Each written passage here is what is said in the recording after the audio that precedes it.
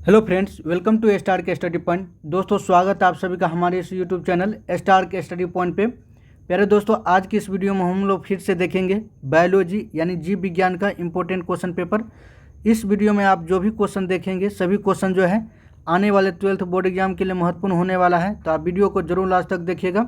ठीक है, यदि आप हमारे चैनल पर पहली बार आए हैं दोस्तों तो प्लीज़ चैनल को सब्सक्राइब कर लीजिए, बेल आइकन को भी दबा दीजिए ताकि आपको जो है इसी तरह का वीडियो का नोटिफिकेशन आसानी से मिलता रहे।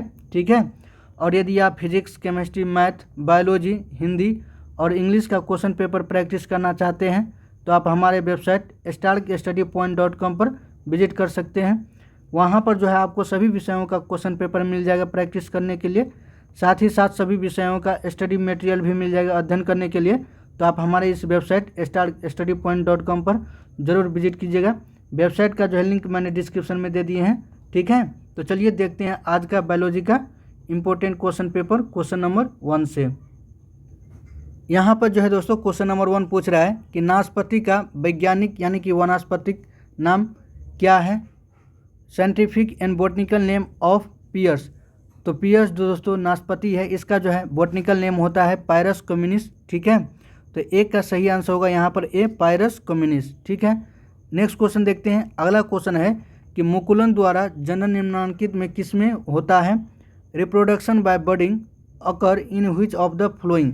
तो बडिंग जो है दोस्तों ये जो है ये सेक्सुअल रिप्रोडक्शन का एक मेथड है। तो बडिंग जो है ये ईस्ट और हेड्रा में देखने को मिलता है। तो दो का जो है सही आंसर होगा यहाँ पर सी, ए और बी दोनों में जो है बडिंग के द्वारा रिप्रोडक्शन होता है। ठीक है, तो दो का सही आंसर हो जाएगा सी, यानी कि ईस्ट और हेड्रा। चलिए नेक्स्ट क्वेश्चन देखते हैं। अगला क्वेश्चन है कि प्रकंद द्वारा कायिक प्रवर्धन किसमें होता है। Vegetative propagation is carried out by means of rhizome. तो राइजोम के द्वारा दोस्तों वेजिटेटिव प्रोपेगेशन होता है, यानी कि नए पौधे का जो निर्माण होता है ये होता है जिंजर का और टर्मेरिक। जिंजर और टर्मेरिक में जो है, जिसको हिंदी में कहते हैं अदरक और हल्दी, इन दोनों में जो है राइजोम के द्वारा नए पौधे का जो है निर्माण होता है, जिसको कहते हैं वेजिटेटिव प्रोपेगेशन। ठीक है, तो 3 का जो है सही आंसर होगा यहाँ पर डी, बी और सी दोनों में।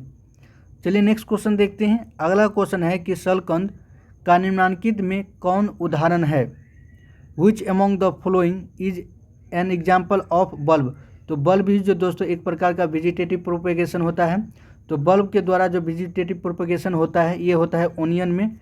तो 4 का जो है सही आंसर होगा यहाँ पर सी, ओनियन में यानी कि प्याज में। ठीक है, अगला क्वेश्चन देखते हैं। क्वेश्चन है कि आवृत बीजी में किस प्रकार का भ्रूणपोष पाया जाता है। Which type of angiosperm is found in angiosperm. तो जो एंजियोस्पर्म प्लांट है दोस्तों, जिसको फ्लावरिंग प्लांट भी कहते हैं, तो इसका जो एंजियोस्पर्म होते हैं ये ट्रिप्लॉइड होते हैं, थ्रीयन नेचर के होते हैं, त्रिगुणित होते हैं। तो 5 का जो है सही आंसर होगा यहाँ पर सी, ट्रिप्लॉइड स्ट्रक्चर होते हैं। किसका, तो एंजियोस्पर्म का। ठीक है, अगला क्वेश्चन देखते हैं। क्वेश्चन है कि परागपिंड निम्नलिखित में किसमें पाया जाता है। In which of the following polonia are found. तो पोलोनिया जो है दोस्तों ये पाया जाता है कैलोट्रोपिस में, मादार के पौधे में पाया जाता है पोलिनिया। ठीक है, तो 6 का सही आंसर होगा यहाँ पर ए, कैलोट्रोपिस में। अगला क्वेश्चन है कि निम्नलिखित में कौन पार्थेनोकार्पिक फल है। Which among the following is an example of parthenocarpic fruit. तो पार्थेनोकार्पिक फ्रूट जो होते हैं दोस्तों ऐसा फल होते हैं जिसका ओव्यूल जो है, ओव्यूल का जो है दोस्तों फर्टिलाइजेशन नहीं होता है, जिसके कारण जो है इसमें जो है सीड का निर्माण नहीं होता है। तो इसीलिए जो है इसे सीडलेस फ्रूट भी कहते हैं। तो सीडलेस फ्रूट को जो है दोस्तों पार्थेनोकार्पिक फ्रूट कहा जाता है। तो इसका सही एग्जाम्पल हो जाएगा बनाना। तो बनाना जो है एक प्रकार का जो है पार्थेनोकार्पिक फ्रूट होते हैं, सीडलेस फ्रूट होते हैं। ठीक है, तो 7 का जो है सही आंसर होगा यहाँ पर सी, बनाना यानी कि केला, जो कि एग्जाम्पल है पार्थेनोकार्पिक फ्रूट का। चलिए नेक्स्ट क्वेश्चन देखते हैं। क्वेश्चन है कि स्तन ग्रंथियाँ निम्नलिखित में किस ग्रंथि का रूपांतरण है। Mammary gland are modified. तो मेमरी ग्लैंड जो है दोस्तों ये जो है मिल्क को जो है प्रोड्यूस करता है, दूध को उत्पादन करता है मेमरी ग्लैंड। ये जो है मॉडिफाइड फॉर्म है किसका, स्वेट ग्लैंड का। जब स्वेट ग्लैंड यानी कि स्वेट ग्रंथि जो है मॉडिफाइड करता है तो जो है मेमरी ग्लैंड का निर्माण करता है। तो 8 का जो है सही आंसर होगा यहाँ पर सी, स्वेट ग्लैंड। स्वेट ग्लैंड जो है, तो स्वेट ग्लैंड से जो है जो दोस्तों मेमरी ग्लैंड का निर्माण होता है। ठीक है, तो 8 का सही आंसर होगा सी, चलिए नेक्स्ट क्वेश्चन देखते हैं। क्वेश्चन है कि हीमोकोरियल आपरा निम्नलिखित में किस में पाया जाता है। Haemochorial placenta is form in which among the following. तो हीमोकोरियल प्लेसेंटा जो है दोस्तों ये पाया जाता है ह्यूमन बीइंग में, मनुष्य में जो है, ठीक है, हीमोकोरियल प्लेसेंटा पाया जाता है। तो 9 का सही आंसर हो जाएगा यहाँ पर भी मनुष्य में। नेक्स्ट क्वेश्चन देखते हैं। क्वेश्चन है कि भ्रूण में आनुवांशिक विकार के अध्ययन के लिए निम्नलिखित में कौन सा परीक्षण इस्तेमाल होता है। The test which is use for study of genetic disorder in foetus are called. तो दोस्तों जो फ्यूटस होते हैं, ठीक है, उसमें जेनेटिक डिसऑर्डर को पता करने के लिए, यानी कि किसी प्रकार का आनुवांशिक विकार तो नहीं है, तो इसको पता करने के लिए जो है एमनियोसिंथेसिस टेस्ट किया जाता है। तो 10 का जो है सही आंसर होगा यहाँ पर सी, एमनियोसिंथेसिस टेस्ट। इसके अलावा दोस्तों एमनियोसिंथेसिस टेस्ट का जो है मिसयूज भी किया जाता है। इससे जो है सेक्स डिटर्मिनेशन का भी पता चलता है, जिसके कारण जो है इसको जो है इंडिया में बैन कर दिया गया है, क्योंकि इसका जो है मिसयूज होने लगा था, ठीक है। तो आप इनको भी याद रखिएगा। तो 10 का जो है सही आंसर होगा यहाँ पर सी, एमनियोसिंथेसिस टेस्ट के द्वारा। चलिए नेक्स्ट क्वेश्चन देखते हैं। अगला क्वेश्चन है कि अमरबेल क्या है। कसकुटा जो है इसको इंग्लिश में कहते हैं। तो अमरबेल जो है दोस्तों एक प्रकार का टोटल स्टेम पैरासाइट होते हैं। ये जो है अपना पोषण जो है दूसरे प्लांट पर लेते हैं, उसके स्टेम पर लेते हैं, ठीक है। तो 11 का जो है सही आंसर होगा यहाँ पर सी, टोटल स्टेम पैरासाइट है, पूर्ण तना परजीवी होते हैं अमरबेल, ठीक है। तो 11 का सही आंसर हो जाएगा यहाँ पर सी। अगला क्वेश्चन देखते हैं। क्वेश्चन है कि जलीय यानी कि हाइड्रोफाइट्स पौधे का निम्नलिखित में कौन उदाहरण है। Which among the following is example of hydrophytes. तो जल में रहने वाले पौधे जो होते हैं दोस्तों उनको कहते हैं हाइड्रोफाइट्स। तो हाइड्रोफाइट्स का जो एग्जाम्पल है लोटस भी है, हाइड्रिला भी है और टरापा भी है। ये सभी जो है हाइड्रोफाइट्स हैं, यानी कि जलीय पौधे हैं। तो 12 का जो है सही आंसर होगा यहाँ पर डी, इनमें से सभी, ये सभी जो है जलीय पौधे हैं, ठीक है। चलिए नेक्स्ट क्वेश्चन देखते हैं। क्वेश्चन है कि उत्परिवर्तन निम्नलिखित में किसके द्वारा जो है प्रेरित कराया जा सकता है। Mutation can be induced by. तो म्यूटेशन दोस्तों बेसिकली जो है जो भी जीन है उसमें जो है अगर कुछ चेंजेज आ जाते हैं तो उसको कहते हैं म्यूटेशन। तो ये जो है इंड्यूस किया जा सकता है गामा रेडिएशन के द्वारा, ठीक है। तो 13 का जो है सही आंसर होगा यहाँ पर ए, गामा रेडिएशन, गामा विकिरण के द्वारा है म्यूटेशन को जो है इंड्यूस किया जा सकता है, ठीक है। चलिए नेक्स्ट क्वेश्चन देखते हैं। क्वेश्चन है कि मानवों में रुधिर वर्ग एबीओ के लिए कितने जीन जिम्मेवार है। How many gene are responsible for ABO system of blood group. तो एबीओ सिस्टम ब्लड ग्रुप जो है दोस्तों, तो इसमें जो है जीन तो एक ही जीन होते हैं जिसको कहते हैं आई जीन, ठीक है।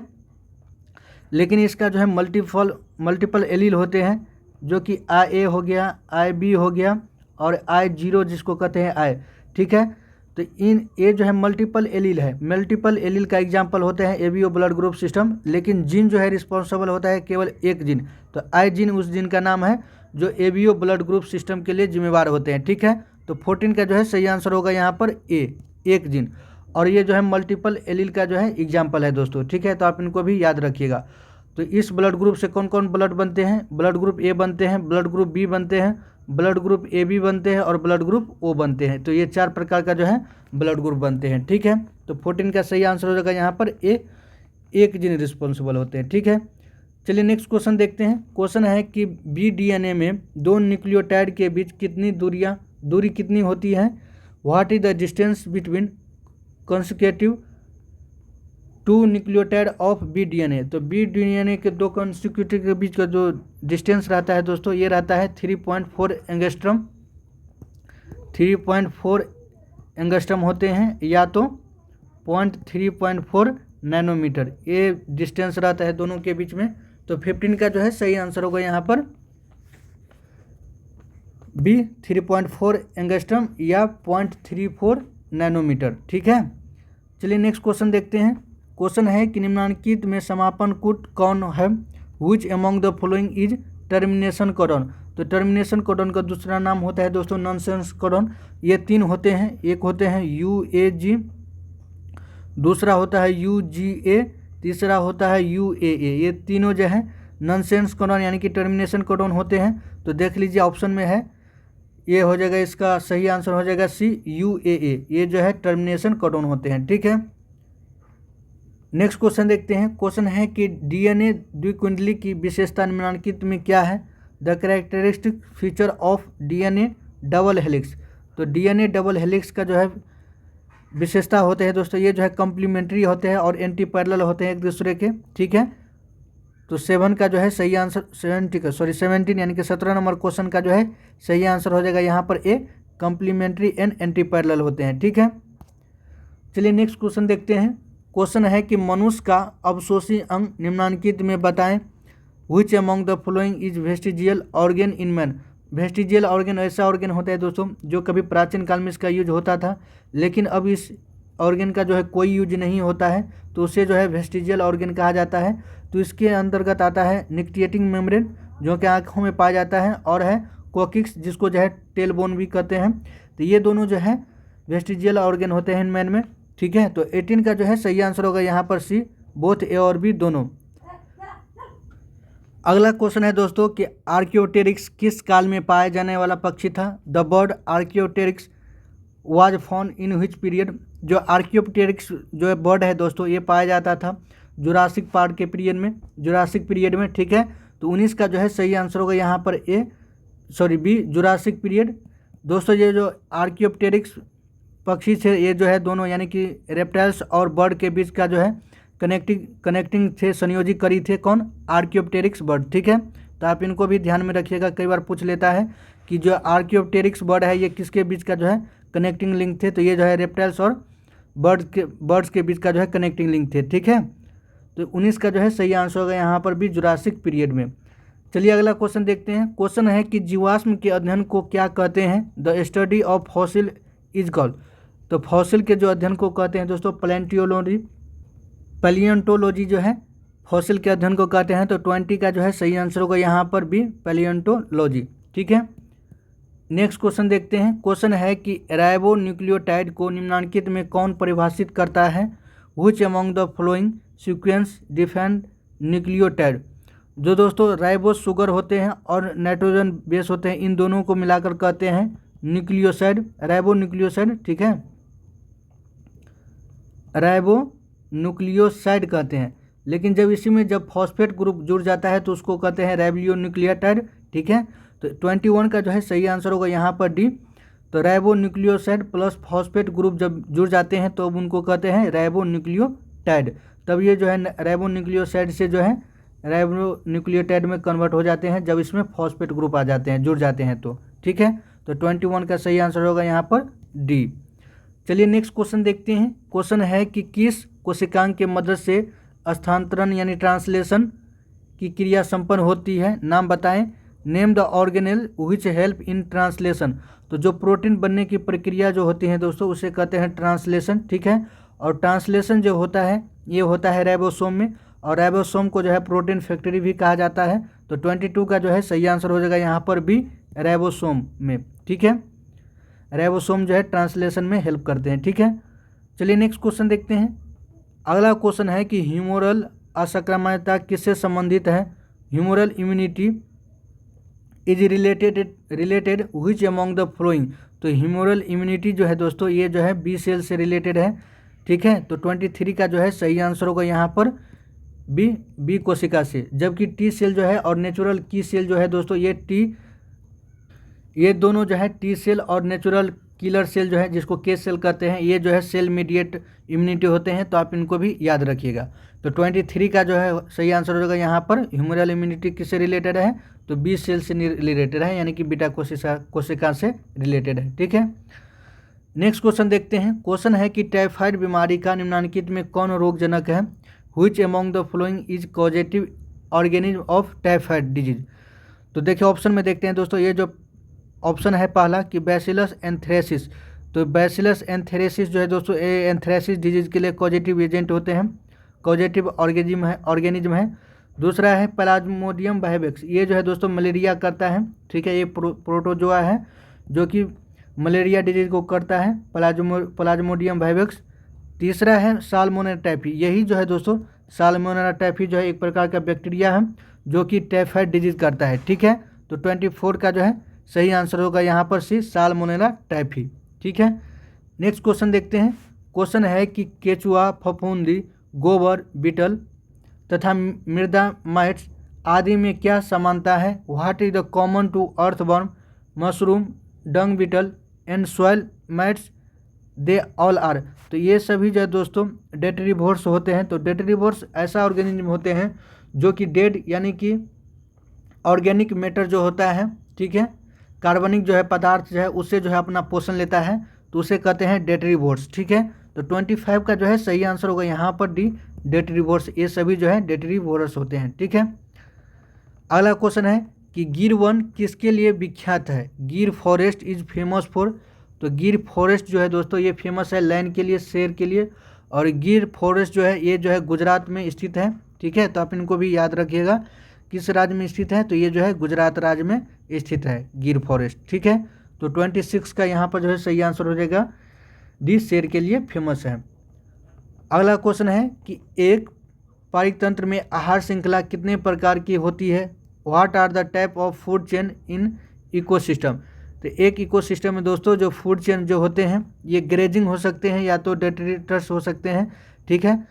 और जो ग्रेजिंग फूड चेन होते हैं दोस्तों इसमें जो है ये जो ग्रेजिंग फूड चेन जो है दोस्तों ये जो है स्टार्ट होता है ऑटोट्रोफ के साथ, ठीक है, ऑटोट्रोफ से स्टार्ट होता है। जबकि डेट्रीटस फूड चेन जो है ये स्टार्ट होता है किससे? तो ये स्टार्ट होता है डेड या ऑर्गेनिक मैटर से, ठीक है। तो आप इनको भी याद रखिएगा। तो 27 का जो है सही आंसर होगा सी, ए और बी दोनों। अगला क्वेश्चन देखते हैं। क्वेश्चन है कि निम्नलिखित में कौन जंतु विलुप्त हो गया? Which among the following animal become extinct? तो इसका जो है सही आंसर हो जाएगा दोस्तों डोडो।